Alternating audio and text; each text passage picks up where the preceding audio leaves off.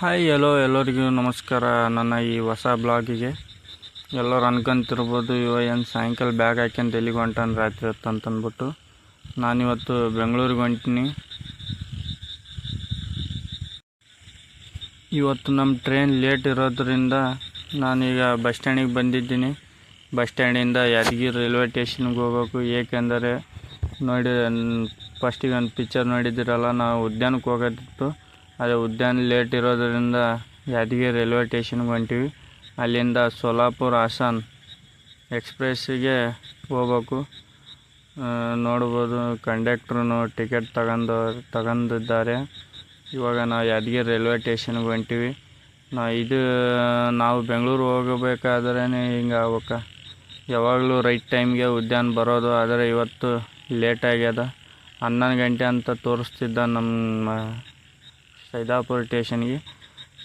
ಆದರೆ ನಮಗೆ time set ಆಗಲ್ಲ ಅಂತ ಅಂದ್ಬಿಟ್ಟು ಯಾದಗಿರಿಗೆ ಹೋದ್ವಿ. ಅಲ್ಲಿಂದ ಸೋಲಾಪುರ ಹಾಸನ್ ಈ ಟ್ರೈನಿಗೆ ನಾವು ಬೆಂಗಳೂರಿಗೆ ಹೋಗ್ಬೇಕು. ಬೆಂಗಳೂರು ಯಾಕೆ ಹೊಂಟೀನಿ ಅಂದರೆ, ಮುಂದೆ ನಾನು ವೀಡಿಯೋಗಳು ನೋಡ್ಕೊಂತೀರಿ, ಎಲ್ಲನೂ ಹೇಳ್ತೀನಿ ನಾನು. ಇದು ತುಂಬ ಸೀಕ್ರೆಟ್ ಆಗಿರೋ ವಿಷಯ. ಬೆಂಗಳೂರು ಯಾಕೆ ಹೊಂಟೀನಿ ಅಂತಂದು ಮುಂದಿನ ವೀಡಿಯೋಗಳಲ್ಲಿ ಹೇಳ್ತೀನಿ ನಾನು.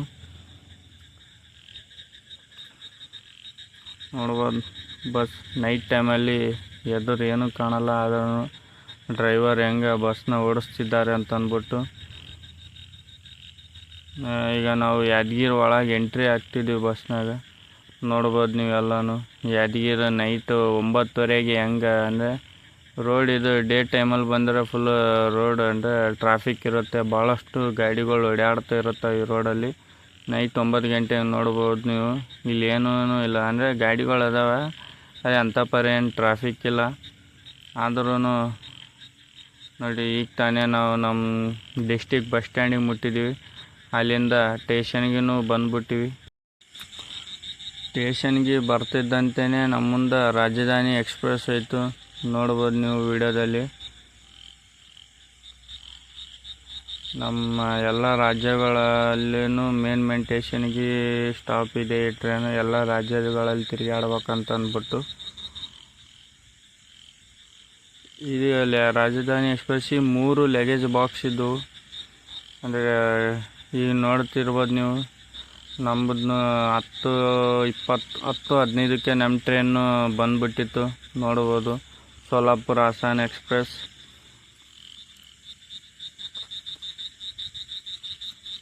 ಈ ಟ್ರೈನಲ್ಲಿ ಫುಲ್ಲು ಅಂದರೆ ರಶ್. ಈಗ ದೀಪಾವಳಿ ಹಬ್ಬ ಮುಗಿದಿರೋದ್ರಿಂದ ಎಲ್ಲ ಜನರೂ ಅವ್ರ ಊರಿಗೆ ನೋಡ್ಬೋದು ನೀವು. ಜನ ಇನ್ನೂ ಹಿಂದಕ್ಕೆ ಆಗಿಬಿಟ್ರು, ಜಾಗ ಇಲ್ಲ ಅಂತ ಅಂದ್ಬಿಟ್ಟು ನಾವು ಹಂಗೆ ಅಡ್ಜಸ್ಟ್ ಮಾಡಿಬಿಟ್ಟು ಡೋರಿಗೆ ನಿಂತೀವಿ. ಈ ವಿಡಿಯೋನ ಇಲ್ಲಿ ತನಕ ನೋಡೋದಕ್ಕೆ ತುಂಬ ಹೃದಯದ ಧನ್ಯವಾದಗಳು. ಇನ್ನು ಈ ವಿಡಿಯೋಗಳನ್ನ ಕಂಟಿನ್ಯೂ ಮಾಡೋಣ. ಬೆಂಗಳೂರಿಗೆ ಎದಕ್ಕೆ ಹೋಗಿರೋದು, ಮತ್ತು ಅಲ್ಲಿ ಏನು ಕೆಲಸ ಇತ್ತು, ಒಂದು ದಿನ ನಾವು ಹೆಂಗೆ ಸ್ಪೆಂಡ್ ಮಾಡಿದ್ವಿ, ಇದು ನಂದು ನೈಟ್ ಜರ್ನಿ ಹೆಂಗಿತ್ತು ಈ ಟ್ರೈನಲ್ಲಿ, ಎಲ್ಲನೂ ಹೇಳ್ತೀನಿ ಮುಂದಿನ ವಿಡಿಯೋಗಳಲ್ಲಿ.